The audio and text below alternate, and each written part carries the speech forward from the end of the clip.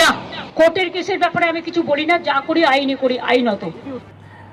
আমরা দেখলাম যে মাননীয় মুখ্যমন্ত্রী তিনি সুপ্রিম কোর্টের 25% ডিএ মিটিয়ে দেওয়ার নিয়ে প্রাথমিক একটা প্রতিক্রিয়া দিয়েছেন। সাংবাদিকদের প্রশ্নের উত্তরে তিনি বলেছেন যে সুপ্রিম কোর্টের রায় নিয়ে আমি কোনো কথা বলি না, যা কিছু করি আইনানুগভাবে করি।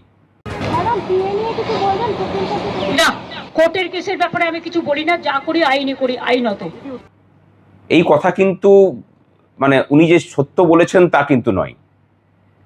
এসএসসি মামলার রায় বেরোনোর পরে ইন্দোরে যে সভা করেছিলেন এপ্রিল মাসের 7 তারিখে, সেই সভাতে কিন্তু উনি যে কথা বলেছিলেন, যে বক্তব্য পেশ করেছিলেন, সেই বক্তব্য সুপ্রিম কোর্টের যে নির্দেশ ছিল, যে রায় ছিল, তার উল্টো পথেই উনি পেশ করেছিলেন।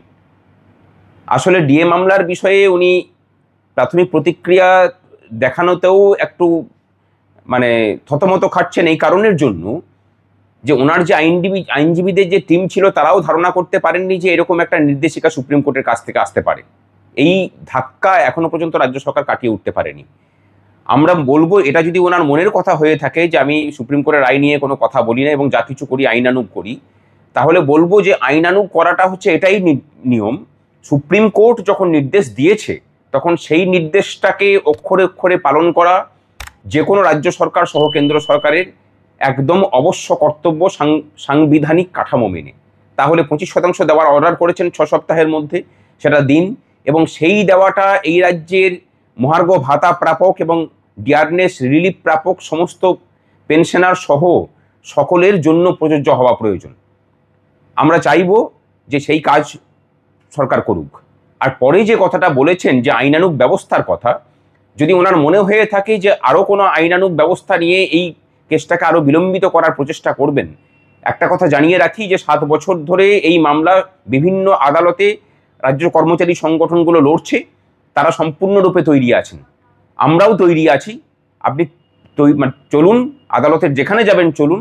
আপনাকে আর একবার পরাজিত করে কর্মচারীদের অধিকার প্রতিষ্ঠার দায়িত্বটা সংগ্রামী যৌথ মঞ্চ সহ সমস্ত মামলাকারী সংগঠন নিচ্ছে।